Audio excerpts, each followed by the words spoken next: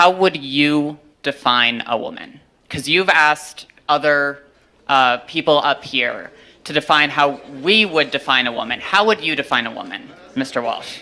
So what is a woman? Matt Walsh appears to be getting a taste of his own medicine, or does he? Wait until you see not only his answer, but how he turns the tables in such a way that stunned the questioner.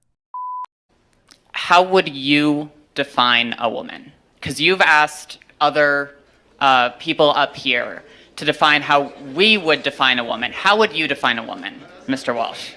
An adult human female.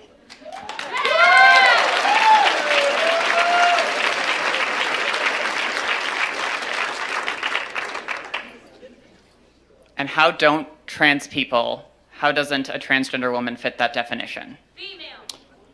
Because they're not female. They have, you said that you are a biological male, correct? I said I'm transgender. I might be intersex for all we know. About almost as many people in the world are transgender as intersex, and well, a lot of people don't know. Well, but that's a different conversation. Intersex, that's a genetic anomaly, that's a medical condition.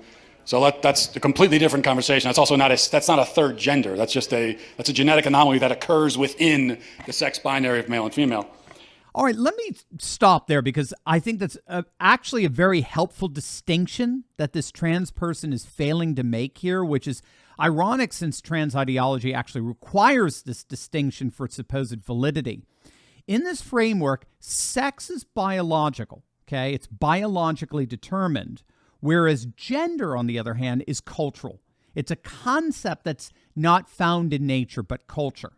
And unfortunately, the modern secular world tends to push this nature-culture dichotomy in the direction of a sex-gender dichotomy. So in a globalist world governed by lifestyle values, you and I now supposedly have the freedom to determine for ourselves what cultural categories are going to characterize our own sovereignly selected identity.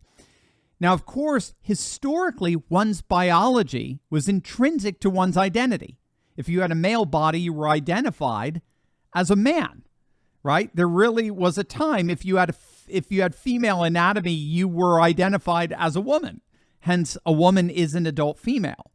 But now, with modern science having supposedly revealed that nature and culture are fundamentally different, where nature is biological, chemical, and physical, whereas culture is constructed by humans, with this nature-culture dichotomy as its foundation, we can actually now separate sex, which is biological, from gender, which is cultural. So we've rent asunder what every other human society is bound together. So that assumed dichotomy between sex and gender is key to understanding what's going on here. Obviously, Matt Walsh doesn't hold to that dichotomy. Culture is inextricably bound up with nature. In fact, culture anthropologists would confirm that. And this trans person who's questioning Matt would assume that dichotomy, even though this person confused it by claiming to be intersex. Again, that's biological, not cultural. So there was a bit of a confusion in this person's part. Let's see how Matt handles this. So what you're saying is that a quote-unquote trans woman is a female? By the definitions I'm familiar with, yes.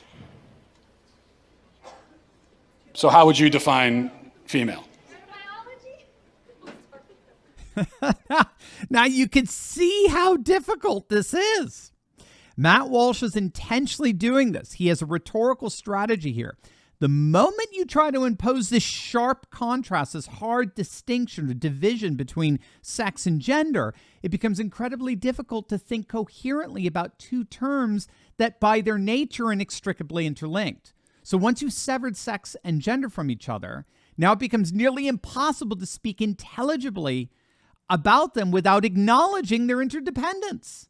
And that's what Matt Walsh is drawing out here. He's drawing out this conceptual incoherence that occurs once two terms that depend on each other for their intelligibility have in effect been split apart. Through my training in healthcare, there are several different categories for how we define sex. People bring up chromosomes. People also bring up hormone levels. People bring up all sorts of other categories. Lots of people don't fit neatly into a gender binary, even people we don't consider to be intersex. It's a complicated spectrum. It's not complicated, but you also didn't define. So what is a woman? What is a female? What do these words mean? It's complicated, and I know you're not going to like that answer, but that's because there are no simple answers in human biology. Let me ask you a question. You guys, Can I ask you well, one last hang question? on. Just let me finish. You guys like to bring up high school level biology classes a lot. I get that a lot, but people who go on to more complicated biology classes will talk about sex as a spectrum. It's not. Now, again, we're seeing more category confusion here. While gender today in modern day gender studies, while gender being cultural may reflect a wide spectrum, biological sex simply doesn't. And there's really no scientific way around that. And any attempt at trying to recast biological fact into a cultural spectrum is doomed to implode into total incoherence. And Matt is about to demonstrate that brilliantly. Hey gang, who wants a free gift? For weeks now, you've been asking me when and where you'll be able to access my brand new research guidebook about how to escape the Great Reset. Thousands of patriots like you have reached out because you're desperate to build a life of faith, family, and freedom in the face of Klaus Schwab and the World Economic Forum's wishes. Well, I am delighted to announce that the digital version is here, and the best part is we're giving it away absolutely free. Click on that link below and learn the 5 steps to escape the Great Reset, keeping your family and sanity intact. You're going to learn a number of methods patriots all over the world are using to escape the Great Reset. You're going to discover how to build a life that isn't reliant on woke corporations or institutions. And I've even included a list of the daily news sites I actually read myself on a daily basis. Now, this isn't going to be available digitally for free for very long, so don't wait. Click on that link below and download your own free digital copy today. You said you're an EMT. Yes. Okay, if you're responding to a health emergency. Biological male, somebody with a penis, is having a medical emergency, and they say to you, "I think I'm having a miscarriage." Would you check them to see if they're having a miscarriage? Would you consider that a possibility for them?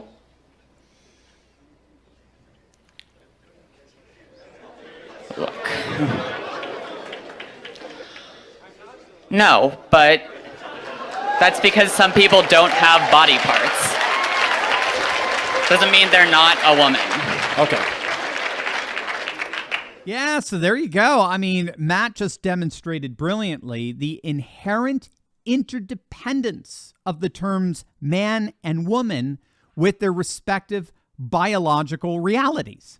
Precisely because those biological realities exemplify specific physical traits that by nature do not translate into the characteristics of the other. The technical term here is incommunicable. Each biological sex has a set of physical characteristics that are incommunicable to the other, even as our cultural conceptions of gender are trying to be as communicable as possible, actually claiming that men can get pregnant. And if you don't agree with that, you're a transphobe and violent and all that sort of stuff. So Matt is exploiting here this nature-culture incoherence. Naturally, sex traits are incommunicable, whereas culturally, gender designations are communicable. Sounds like we've established there are some people who, in principle, can get pregnant, and there are some people who can't. So there's 2 categories, otherwise known as binary. Lots of women can't get pregnant either. Yeah, but they're still of the nature to get pregnant. The only But reason they can't get pregnant. Yes, but truth matters, right? it does. That's what I'm trying to explain to you. Truth matters, and they can't get pregnant. That's the truth. So how are they still women? Yeah, you know, what's really frustrating here, and you can see it in Matt's demeanor, he's getting a bit frustrated. You'll notice that Matt said that there are some people who in principle can get pregnant. Not that they actually will get pregnant, but that in principle they can get pregnant and that they have the biological traits that lend themselves to pregnancy. And this person, this questioner, actually tries to seize on the assumption that that principle falls apart simply because some women can't get pregnant. Now, the problem with that is it commits a basic logical fallacy. It's utterly fallacious to think that, well, women can get pregnant, she can't get pregnant, therefore she's not a woman.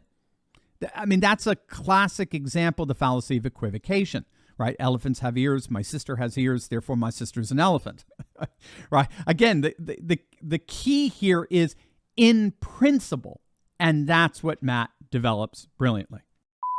Truth matters, and they can't get pregnant. That's the truth. So how are they still women?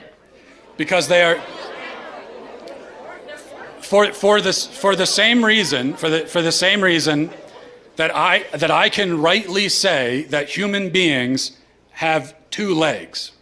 And if a person is born with only one leg, that doesn't call into question the statement that human beings have two legs, okay? A person being born with one leg doesn't mean that now legs are on a spectrum and we can't say anything at all about how many legs a person has. Who knows? They could be a centipede. You know, they could have 100 legs.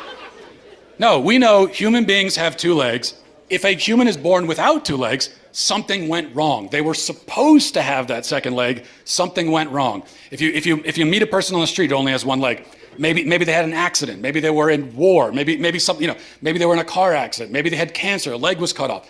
But you know that something went wrong because by their nature, they're supposed to have two legs. Same thing for a woman. A woman by her nature can get pregnant. A man by his nature never can. So if you meet a woman of childbearing age, say she's 28 years old, and she can't get pregnant, you know automatically that something has gone wrong. And she can go to the doctor and find out what that thing is, even if they can't fix it. So that proves that women by their nature can get pregnant, because the simple fact that she can't shows you that there's something wrong. This is what is known as the exception that proves the rule. Whereas if a male with a penis can't get pregnant, no doctor on earth is going to run tests to see what's wrong with him. Because they already know it's that he's a male, and there's only male and female, those who can get pregnant and those who can't. So, that's it. So there you go, gang. I mean, we're living in an age when simply clear thinking is brilliance. I have to say my heart goes out to that person, that questioner. Obviously, a lot of people are getting duped into very faulty, fallacious thinking. I mean, Malcolm Muggeridge once said, we've educated ourselves into imbecility. I can only pray that the clarity and indeed the respect and kindness exemplified by the likes of Matt Walsh breaks through the spirit of imbecility and consigns it eventually to the ash heap of history where it belongs. As always, make sure to smack that bell and subscribe button. You'll definitely want to check out my latest video on Trump's plans to take over our cities as liberal society implodes. You're not going to want to miss it, so make sure to click on that link, and I'll see you over there. God bless.